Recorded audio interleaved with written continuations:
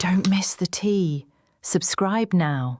OMG, girl, sit down. You are not going to believe the week I have had. You know Sarah, right? My friend who's 33. Keep that number in your head because the level of immaturity is baffling.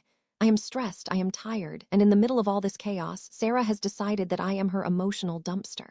She texts me constantly. It's this never-ending stream of her feelings, her anxieties, and her drama. My phone buzzes and my stomach literally drops. I have tried to set boundaries. I've told her, look, I barely have the time or energy to function, let alone engage in deep text conversations all day. I've said things like, hey, messaging like this really exhausts me, and I don't have the bandwidth for this right now. I've even been blunt. I'll send a short reply like, I can't engage with this right now. You would think she would get the hint. But once, after I explicitly told her the texting was overwhelming, I went asleep. And what I woke up to the next morning, it made me want to throw my phone into the ocean. I woke up and checked my phone. There were almost 30 messages from her. 30. The very next morning, who does that? I genuinely do not understand the psychology behind someone hearing, I am overwhelmed by texts and thinking, you know what will help? 30 more texts while you're asleep. And it's not just the texting. In person, it's somehow worse. If we go for coffee, she will talk at me for 10 minutes straight without taking a breath. If I try to speak, she interrupts me constantly. I find myself having to say, please let me finish, over and over again. It's all about her all the time. But recently, she took it to a whole new level.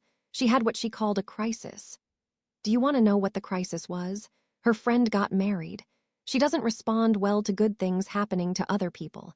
She gets so jealous and spirally.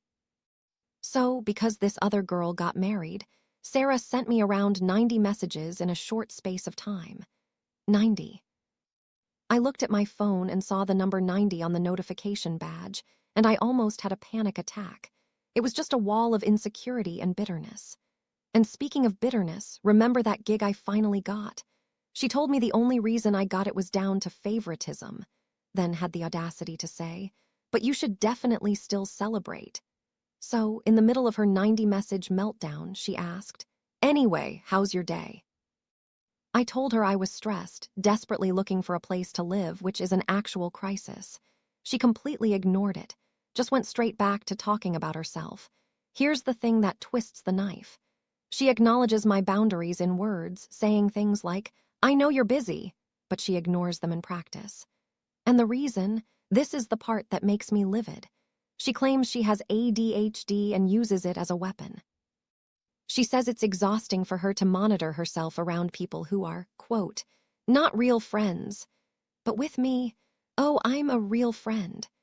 So that means I get the raw, unfiltered dump of all her neuroses. It's her excuse to treat me like her personal diary with no regard for my own sanity. And what does being a real friend get me? She's an hour late when we meet if she shows up at all. She refuses to travel even 20 minutes to see me, but will commute for 2 hours to see the cool friends who constantly flake on her. When we finally do meet, she spends half the time on her phone. She guilt-trips me, too. When I don't respond to the avalanche of texts, she'll say, I messaged you because I thought of you. Or, I told you because I trust you. It's manipulative.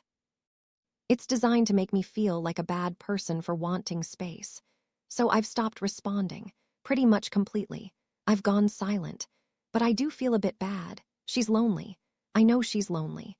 But does that mean I have to set myself on fire to keep her warm? I'm sitting here wondering if I owe her an explanation. Should I send one final text, or should I just let it fade? What would you do? Am I the villain here for just wanting silence?